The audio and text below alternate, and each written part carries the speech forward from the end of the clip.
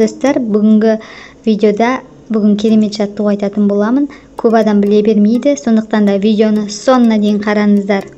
Бұл жаттығудың ең жағымды жері оның қарапайымдылығы. Үйдің қабырғасына перпендикуляр жатып, оған жамбасыңызды тіреп, аяғыңызды жоғары көтеріп және қолыңызды қабырғаға параллель созып, бойыңызды еркін ұстап жату керек.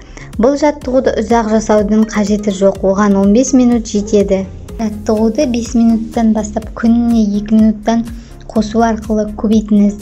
Бастапқы кезде тез жалықтыратындай көрінгенімен шыдамдылық білдірсеңіз, денені босаңсытуға үйренесіз. Бұл қалып күні бойы тұрғанда немесе отырғанда дененің төменгі жағы істейтін қозғалысты ауыстырып жіберуге көмектеседі. Оның пайдасы көп. Ескерту: бұл омыртқа операциясынан кейін және омыртқаңыз қатты ауырып тұрса жасауға болмайды.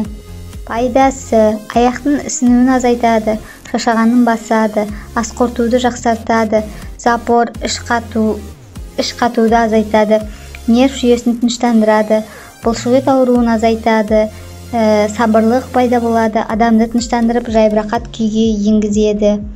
Қалып күні бойы тұрғанда немесе отырғанда дененің төменгі жағы істейтін қозғалысты ауыстырып жіберуге көмектеседі. Оның пайдасы көп. Бұл төңкерілген жаттығу аяқта жиналған сұйықтықты тасып, жалпы қалыпқа келуге және дененің төменгі бөлігіндегі жүктемені кетіріп, тізе астындағы сіңірді созуға көмектеседі. Егер жүгіруден соң немесе көп қозғалыстан кейін басыңыз айналып кетсе, осы жаттығу көмектеседі. Мұндай жаттығу аяқты босаңсытуға ғана емес, сонымен қатар мойын мен арқадағы салмақты түсіруге көмектеседі. Қабырғаға аяқты көтеріп жату күнде компьютерден отырудан пайда болған бүкірлікті кетіреді.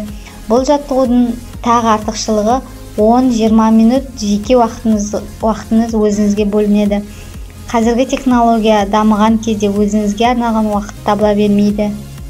Осы қарапайым жаттығуды жасап көріңдер достар.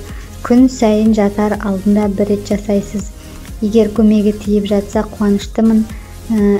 Каналыма тіркеліп, егер видео ұнап жатса, лайк басып, комментарий жазып, активный комментарий жазып отырыңыздар достар. Және каналыма тіркеліп кетіңіздер.